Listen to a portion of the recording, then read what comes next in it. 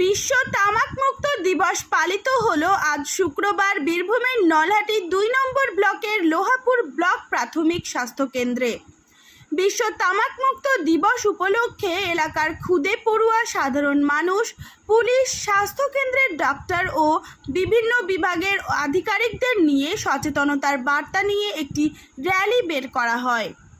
আর এই তামাক সেবনের কারণে কি রোগ হয় সেই সব বিষয়ের ওপর একটি সচেতনতা শিবির আয়োজন করা হয়।